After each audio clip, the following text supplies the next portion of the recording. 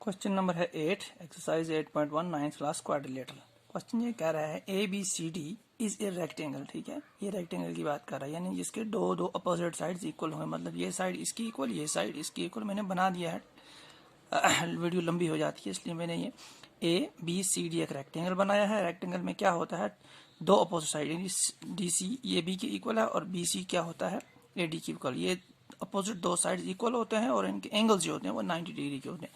In which diagonal A सी, फिर एक diagonal है ए सी जो बाइसेक्ट कर रहा है एंगल ए को भी, मतलब दो हिस्सों में बराबर तक से, मतलब angle 1 is equal to angle 4 होगा क्योंकि बाइसेक्ट कर रहा है, और सी को भी बाइसेक्ट कर रहा है, यानी angle 2 is equal to angle 3 होगा। ये 1 2 3 4 मैंने नाम दे दिए।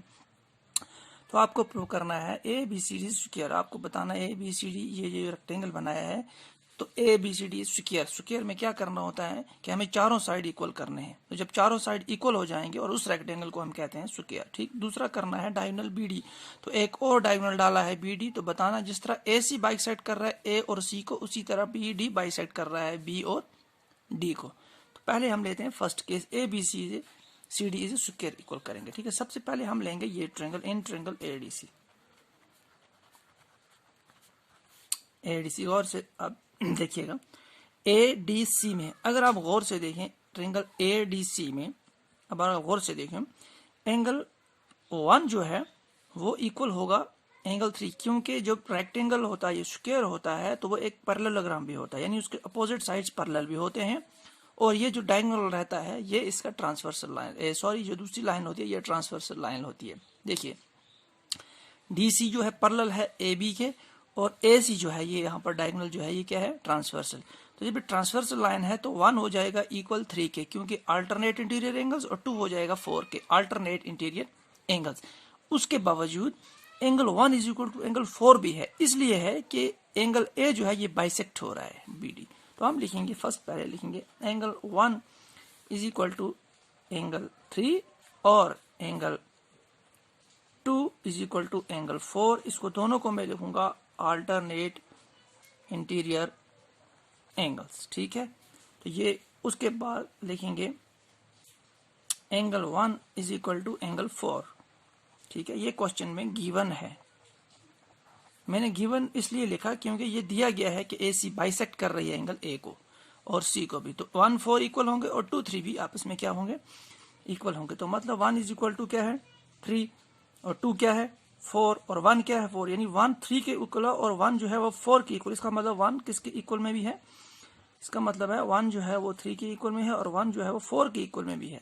ध्यान से सुनना, इसका मतलब क्या हो गया कि 3 जो है वो 4 के इक्वल भी है, तो 3 जो है ये 4 के इक्वल है। ठीक है, इसी तरह क्या होगा 1 भी क्या होगा 2 के इक्वल गिवन है। और क्या गिवन है हमारे पास, angle 2 is equal to angle 3, ये भी हमारे पास है गिवन। तो इसको आप दो चीजें लिख सकते हैं, या तो लिख सकते हैं कि ए सी बाइसेक्ट एंगल ए और एंगल सी, या लिख सकते हैं गिवन, जो कि कहा गया है क्वेश्चन में तो इसलिए मैंने लिखा गिवन। अब अगर आप गौर से देखें यहाँ बन गई 4 इक्वेशंस, मुझे याद नहीं रहा, यहाँ इक्वेशन नंबर 1, इक्वेशन नंबर 2, ये इक्वेशन नंबर 3, ये इक्वेशन नंबर 4। तो इस चारों को अगर आप कंपेयर करेंगे तो मैं लिखूंगा फ्रॉम इक्वेशन हम first, second, third and fourth. तो अगर चारों को आप कंपेयर करें, देखिए 1 जो है वो 3 के इक्वल में है, लेकिन 1 4 के, 1 जो है 3 के इक्वल में है ही और 1 4 के इक्वल में भी है। तो हम ये कह सकते हैं कि 3 और 4 भी आपस में क्या है, इक्वल। इसी तरह से 2 जो है वो 4 के इक्वल में है और 4 जो है वो 1 के इक्वल में। तो हम कह सकते हैं 1 जो है इक्वल किसके इक्वल में है, 2 के इक्वल में।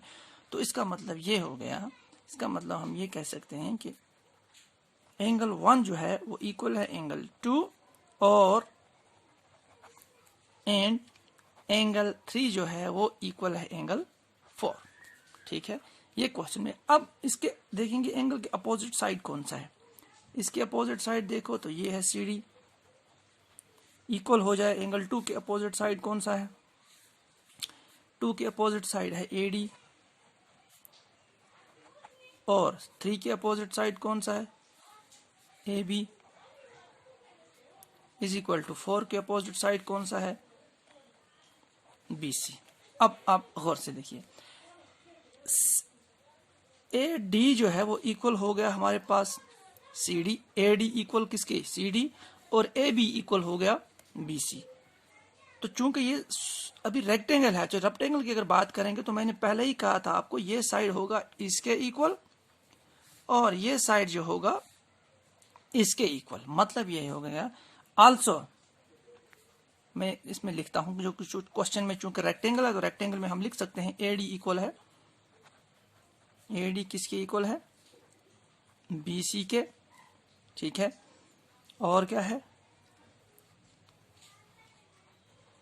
ए बी इक्वल होता है डी से, यानी ये वाला साइड इसकी इक्वल और ये वाला साइड इसकी इक्वल। लेकिन इसको मैं रखता हूँ 4 आ गई, तो इसको मैंने रखा इक्वेशन नंबर 5, ये हो गई इक्वेशन नंबर 6, ये हो गई इक्वेशन नंबर 7 और ये हो गई इक्वेशन नंबर 8। तो अब मैं यहां करूंगा, अब फ्रॉम इक्वेशन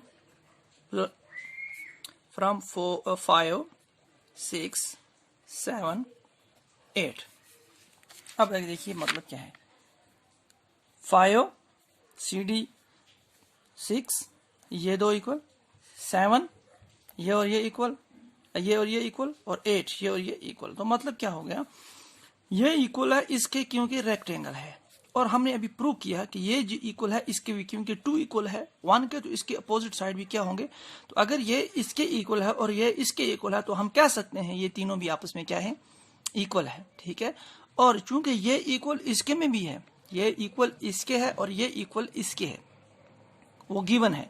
हमने प्रूव किया कि 1 2 के इक्वल है, तो 1 के अपोजिट साइड ये और 2 के अपोजिट साइड ये, तो ये इक्वल हो गया इस साइड के और ये इक्वल इस साइड के, ठीक है। और उधर से ये इक्वल इस साइड, तो हम कह सकते हैं कि ये साइड इसके इक्वल भी है, ये साइड इसके इक्वल भी है और यही साइड इसकी इक्वल भी है, मतलब चारों साइड क्या हो गए, इक्वल। तो हम कह सकते हैं कि ये जो रेक्टेंगल है हमारे पास क्या बन गया, स्क्वायर, ठीक है। अब चूंकि 5 6 7 8 से हमें ये पता लगा कि साइड ए बी जो है, यानी ये साइड ए बी किसकी इक्वल है, बी सी सीक्वेंस में लिखेंगे, और ये साइड इक्वल है इसके, क्योंकि ये 6 एंगल और 5 एंगल भी आपस में क्या होंगे, इक्वल। जब जिस तरह हमने ये एंगल इक्वल किए तो ये भी हमने, तो बी सी और बी सी इसके इक्वल है, और ये बी सी किसके इक्वल है, ए डी के, और ए डी किसके इक्वल है, सी डी के। ये प्रूव किया हमने, तो हम लिखेंगे सी डी और डी ए, यानी चारों साइड अगर इक्वल हो जाते हैं किसी भी रेक्टेंगल के, तो देयरफॉर उसको लिखेंगे ए बी सी डी जो है इज ए स्क्वायर। ये हो गया आपका फर्स्ट जो आपका केस था। अब चलते हैं हम सेकंड केस की। तो सेकंड केस में हमें प्रूव करना है कि बी डी जो है ये बाइसेक्ट करता है बी को भी और डी को। मतलब प्रूव क्या करना है हमें, 5 और 7 इक्वल है, 5 इज इक्वल टू 7 इक्वल होने चाहिए और 6 इज इक्वल टू एंगल 8। ये जो है हमको प्रूव करने हैं इसमें, इस क्वेश्चन में। तो इसको प्रूव करने के लिए क्या करेंगे, हमने ये डायगोनल ले लिया है, मैंने यहाँ पे दूसरी डायग्राम बनाई है, पहले वाली यहाँ पे है। देखिए यहाँ पर ये पैरेलल है, यहाँ पर ट्रांसवर्सल लाइन है, तो पहले ये हो गया 5 इसकी इक्वल होगा 8 और 6 इक्वल होगा 7, क्योंकि अल्टरनेट इंटीरियर एंगल में लिख लेते। तो यहाँ पर अगर आप देखें तो हमने क्वेश्चन नंबर यहाँ पे किया सेकंड केस में 5 इज इक्वल टू 7, सॉरी 5 जो है वो, सॉरी यहाँ पर ये 8 है, 5 जो है ये 8 की इक्वल है और 6 जो है 7 की इक्वल है। ये गलत हो गया, 6 जो है ये 7 की इक्वल है। और जब 8 और 7 जो आप उसमें इक्वल होंगे तो इसको क्या, सॉरी ये हमको, सॉरी ये हमें प्रूव करना है, फिर गलत हो गया, सॉरी ये हमें 5 इज इक्वल टू 7 और 6 इज इक्वल टू एंगल 8, ठीक है, ये ठीक था, प्रूव करना है। अब अगर आप देखिए ये और ये पैरेलल है और ये ट्रांसवर्सल लाइन है, तो हम कह सकते हैं 5 इक्वल होगा 8 के और 6 इक्वल होगा 7 इक्वल होगा 7 के, क्योंकि इक्वेशन नंबर 9 और 10 मैंने लिखी, क्योंकि दोनों ही अल्टरनेट इंटीरियर एंगल्स। ठीक है, यहां तक आपको समझ में आ गया। अब अगर चूंकि ये स्क्वायर है तो ये साइड इसकी इक्वल है, हमने ऊपर प्रूव किया, हम लिखेंगे BC जो है वो इक्वल है DC के, ठीक है, BC इक्वल किसके है, CD के। अब BC के अपोजिट कौन सा एंगल है, 5, तो एंगल 5 इक्वल हो जाएगा DC के अपोजिट कौन है, एंगल 6। इसको आप नाम दे देंगे इक्वेशन नंबर, इसमें आप लिखेंगे side opposite to equal angles, ठीक है, लिखा मैंने side opposite to equal angle. इसी तरह से आप ये साइड और ये साइड लेंगे, तो इसमें क्या हो जाएगा, AB इक्वल DA। तो AB के अपोजिट कौन सा है, angle 7, is equal to D A के अपोजिट कौन सा है, एंगल 8। तो ये हो गया इक्वेशन नंबर 12। तो इसका रीजन भी आएगा यही, ठीक है। अब अगर आप गौर से देखें 5 तो 8 के इक्वल है, ठीक है। 5 जो है ये 8 के इक्वल इक्वेशन नंबर 9 में, लेकिन यही 5 इक्वेशन जो है 5 जो है 6 के इक्वल में भी है इक्वेशन नंबर 2 में। तो इसका मतलब अगर 5 8 के इक्वल में है और 5 6 के इक्वल में, तो 6 और 8 भी आपस में क्या होंगे, इक्वल। इसी तरह से 7 जो है 6 के इक्वल में है यहाँ पर, लेकिन दूसरी इक्वेशन में क्या है, 7 8 के इक्वल में भी है, 7 जो है 6 के इक्वल में है, और इक्वेशन नंबर 12 में 7 जो है वो 8 के इक्वल। तो इसका मतलब 8 और 6 भी आपस में क्या होंगे, इक्वल, और 5 और 7 भी आपस में क्या होंगे, ठीक है। 7 जो है 6 के इक्वल में है, और वहीं पर 7 जो है वो 8 के इक्वल में भी है। तो हम कह सकते हैं 6 और 8 आपस में क्या है, इक्वल। इसी तरह से 5 जो है वो 8 के इक्वल में है, और 6 जो है 7 के इक्वल में है, और वहां से 5 जो है वो 6 के इक्वल में भी है यहाँ पर। तो हम कह सकते हैं 6 और 8 आपस में इक्वल है। इसी तरह से 5 और 7 भी आपस में क्या होंगे, इक्वल। जब ये दो इक्वल होंगे तो हम कह सकते हैं कि बी डी जो है ये बाइसेक्ट कर रहा है, बी को भी और डी को भी। तो अब आप इक्वेशन नंबर 9 10 11 12 को अगर आप कंपेयर करें तो इससे हमें ये पता लगा कि एंगल 5 7 के इक्वल में आ गया, और 6 जो है 8 के इक्वल में आ गया।